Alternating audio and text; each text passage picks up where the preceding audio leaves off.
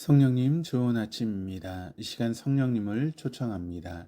오늘도 내 안에 오셔서 하나님을 기쁘시게 해드릴 것을 소원하게 해주세요. 오늘 말씀을 통해 구체적으로 무엇을 해야 할지를 깨닫게 해주세요. 깨달은 것을 삶 속에서 실천할 수 있도록 도와주세요. 아멘.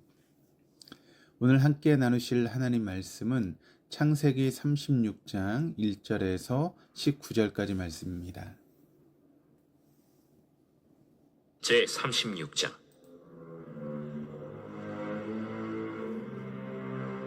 에서 곧 에돔의 족보는 이러하니라.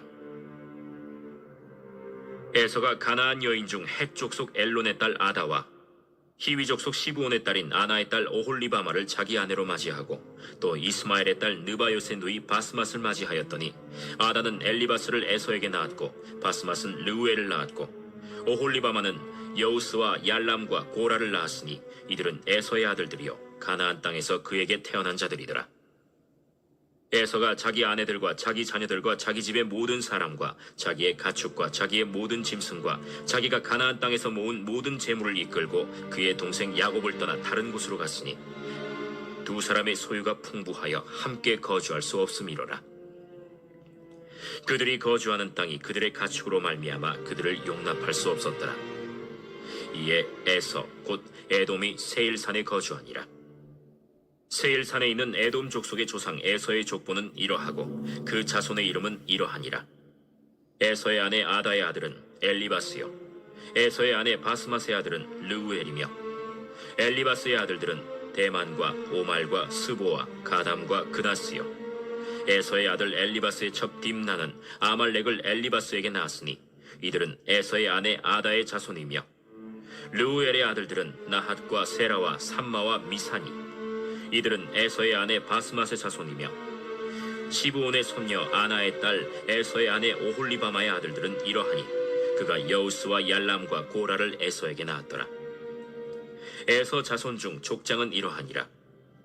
에서의 장자 엘리바스의 자손으로는 대만 족장, 오말 족장, 스보 족장, 그나스 족장과 고라 족장, 가담 족장, 아말렉 족장이니 이들은 에돔 땅에 있는 엘리바스의 족장들이요 이들은 아다의 자손이며 에서의 아들 르우엘의 자손으로는 나핫 족장, 세라 족장, 삼마 족장, 미사 족장이니 이들은 에돔 땅에 있는 르우엘의 족장들이요 이들은 에서의 아내 바스맛의 자손이며 에서의 아내인 오홀리바마의 아들들은 여우스 족장, 얄람 족장, 고라 족장이니 이들은 아나의 딸이요 에서의 아내인 오홀리바마로 말미암아 나온 족장들이라. 에서 곧 에돔의 자손으로서 족장된 자들이 이러하였더라.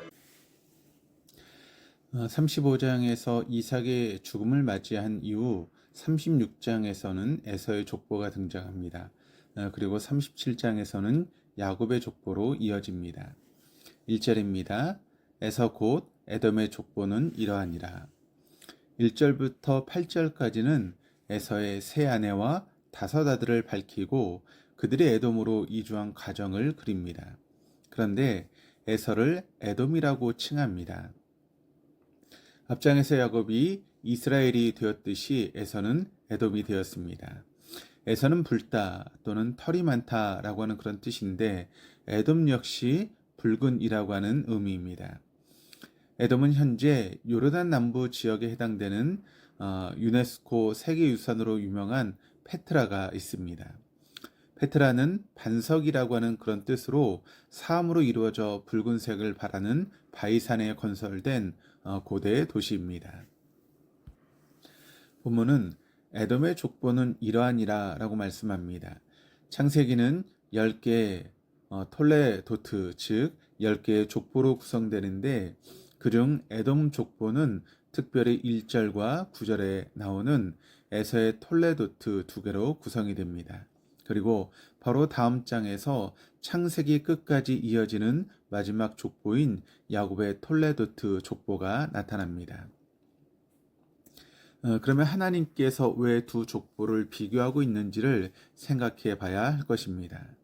우선은 선택과 배제라고 하는 하나님의 기본적인 역사 구성 방식을 이해해야 합니다. 셈, 함, 야벳 중에서는 셈이 선택되었고 이삭과 이스마엘 중에서는 이삭이 선택되었으며 야곱과 에서 중에서는 야곱이 선택됩니다. 선택과 배제라고 하면 배제된 이들은 하나님께 완전히 버림받은 것 같은 느낌을 줄 수 있지만 여기서 선택이란 예수 그리스도가 오실 계통에 집중한다라고 하는 의미이지 선택받지 못한 자들이 자동적으로 멸망받는다라고 하는 그런 뜻은 아닙니다. 이후 야곱의 12아들이 이스라엘을 형성하고 이 언약 백성은 혈통만으로 이루어진 것이 아니라는 사실이 이를 입증합니다. 2절에서 5절입니다.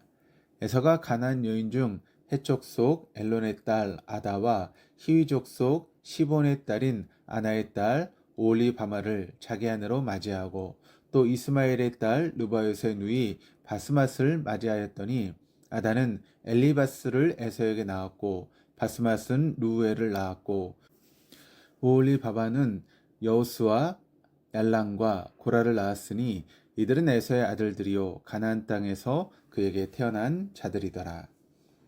에서는 야곱에 비해 훨씬 일찍 장가를 들었습니다.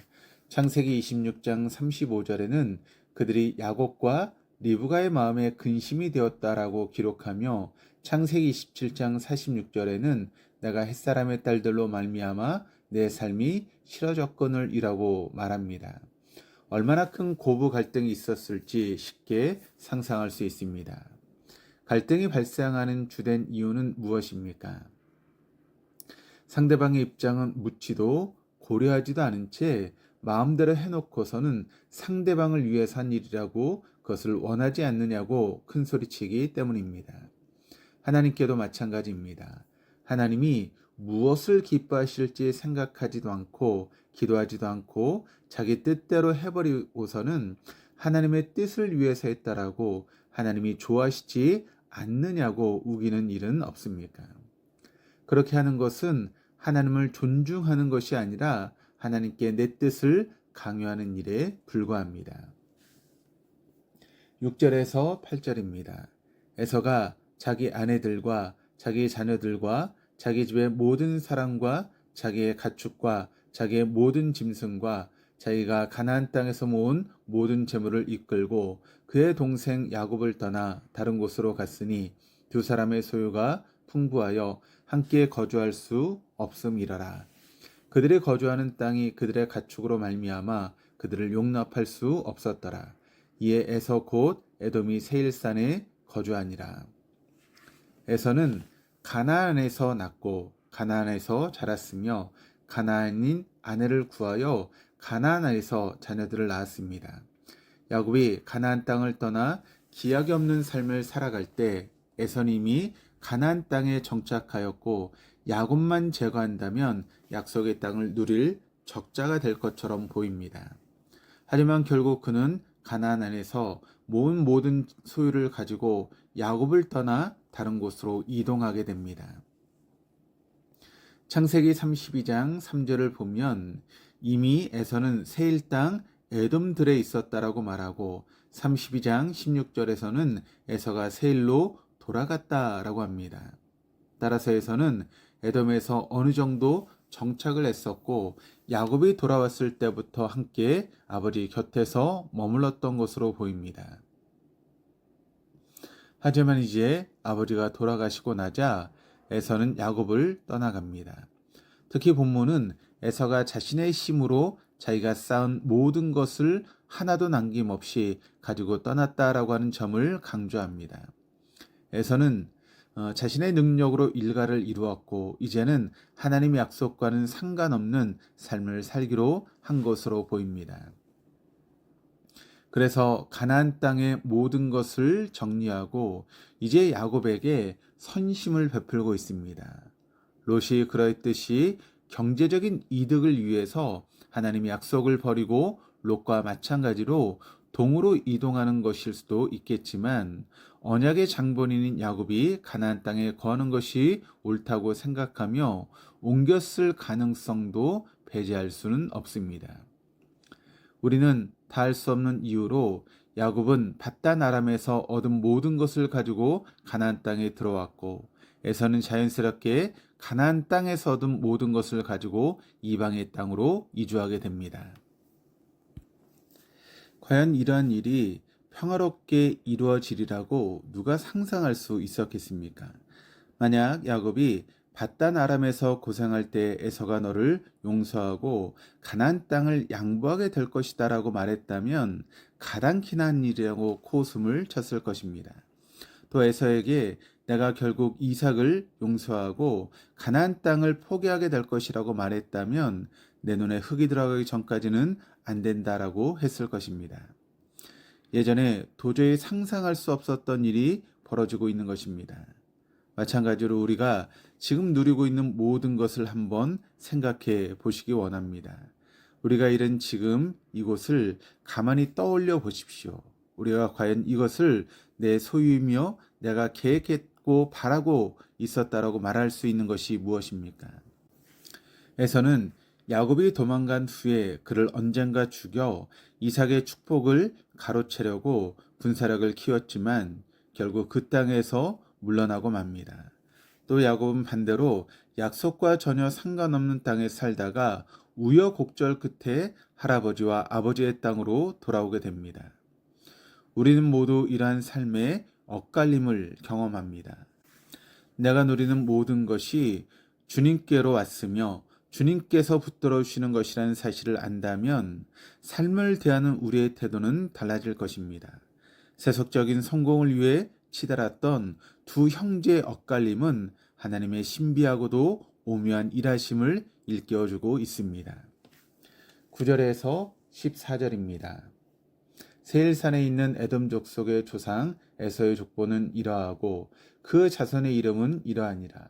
에서의 아내 아다의 아들은 엘리바스요 에서의 아내 바스맛의 아들은 루엘이며 엘리바스의 아들들은 대만과 오말과 스보와 가단과 그나스요 에서의 아들 엘리바스의 첩 딥나는 아멜렉을 엘리바스에게 낳았으니 이들은 에서의 아내 아다의 자손이며 루엘의 아들들은 나악과 세라와 삼마와 미사니 이들은 에서의 아내 바스맛의 자손이며 시브온의 손녀 아나의 딸 에서의 아내 오홀리바마의 아들들은 이러하니 그가 여호수와 얄람과 고라를 에서에게 낳았더라. 1절에서는 에돔의 족보라고 하였는데 9절에서는 에돔 족속의 조상 에서의 족보라고 말합니다. 에서는 그 땅에 존재했던 세일 자손을 흡수하여 자신의 족보로 만들어 버립니다. 에서는 대단한 수완가임에 틀림이 없습니다. 에서는 하나님의 약속대로 큰 민족과 나라를 이루게 되었습니다. 하지만 불행히도 에돔은 이스라엘 역사에 걸쳐 형제에게 도움이 아닌 해를 끼치는 존재가 되었다라고 하는 것을 잊을 수 없습니다. 신명기 23장 7절을 보면 모세는 너는 에돔 사람을 미워하지 말라. 그는 내 형제의 이민이라 라고 했지만 그들은 우호적으로 반응하지 못했습니다. 우선 출애굽 당시 모세가 에돔 땅을 통과하고자 했을 때 제안을 거부했습니다. 그래서 사울과 다윗 시대에는 에돔 지역을 정복하지만 분열왕국 시대의 에돔은 계속해서 유다를 배신하고 괴롭혔습니다. 특히 바벨론이 유다를 공격할 때는 바벨론과 한통속이 되어서 유다를 침공하기까지 했습니다.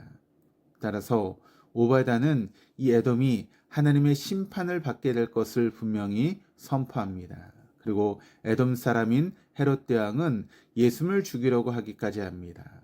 에서의 후에는 결국 언약에서 벗어난 자로서 언약에서 벗어난 삶을 살게 된 것입니다. 15절에서 19절입니다. 에서 자손 중 족장은 이러하니라. 에서의 장자 엘리바스의 자손으로는 대만 족장, 오말 족장, 스보 족장, 그나스 족장과 고라 족장, 가담 족장, 아말렉 족장이니 이들은 에돔 땅에 있는 엘리바스의 족장들이요 이들은 아다의 자손이며 에서의 아들 루엘의 자손으로는 나 족장, 세라 족장, 삼마 족장, 미사 족장이니 이들은 에돔 땅에 있는 루엘의 족장들이요 이들은 에서의 아내 바스맛의 자손이며 에서의 아내인 오홀리바의 아들들은 여우스 족장, 얄람 족장, 고라 족장이니 이들은 아나의 딸이요 에서의 아내인 오홀리바마로 말미암아 나온 족장들이라. 에서 곧 에돔의 자손으로서 족당된 자들이 이러하였더라. 15절에서 19절은 에서 자손 중에 족장이 된 자들을 기록합니다.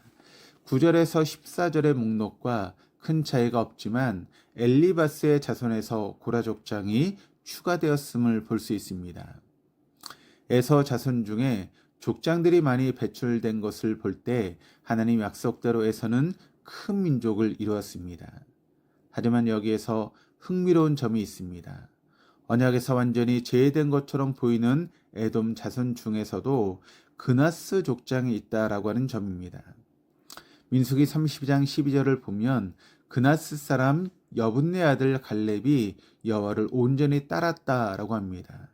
보통 이 두 그나스를 같은 인물로 보는데, 그렇다면 갈렙은 비록 에돔의 후손이었음에도 불구하고 하나님을 신실하게 따른 인물이 되었고 그 후예들도 그러하였다라고 하는 점을 확인할 수 있습니다. 이에 비해 에서의 아들 엘리바스의 첩 딥나에게서 난 아말렉은 출애굽하는 이스라엘을 공격하여 해를 입혔고, 그에 따라 출애굽기 17장 16절에서는 여호와께서 맹세하기를 여호와가 아말렉과 더불어 대대로 싸우리라 하였더라라고까지 이야기를 하고 있습니다. 그 결과 다윗은 그들을 쳤고 히스기야 왕 시절에는 세일산에 피하여 남아있던 아말렉 족속을 거의 진멸시켰으며, 에스더 때는 아말렉 후손인 하만과 그 일가를 처형하여 완전히 멸망하게 됩니다. 이처럼 에돔 족속 안에서도 두 가지 갈래가 나뉘는 것을 발견하게 됩니다. 에돔 족속이었기 때문에 망하는 일은 없었습니다. 롯이 갈라졌고 이스마엘이 갈라졌고 에서가 갈라져 나갔지만 이제 야곱의 12아들은 갈라지지 않고 누구든지 하나님을 믿고 할례를 받으면 하나님의 언약 백성이 되는 길이 열렸습니다. 우리에게도 두 길이 있습니다. 자신을 버리고 하나님을 신뢰했던 야곱의 길과 하나님을 버리고 자신을 신뢰했던 에서의 길이 있습니다. 심지어 에돔과 같은 상황일지라도 우리에게는 항상 기회가 있습니다. 이스라엘 자손 중에서도 망하는 이가 있었지만 에돔 자손 중에서도 흥한 이가 있었습니다. 오늘도 포기하지 않으시고 우리에게 손 내미시고 함께 가기를 갈망하시는 하나님을 붙들고 나아가는 저 여러분 될 수 있기를 주님의 이름으로 축복합니다. 기도하시겠습니다.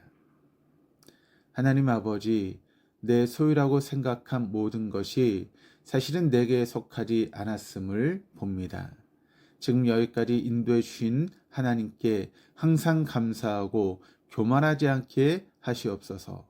또 어느 형편에 있든지 세속적인 가치관이 아니라 하나님 본위의 바른 길을 선택할 수 있는 지혜와 용기도 허락하여 주옵소서.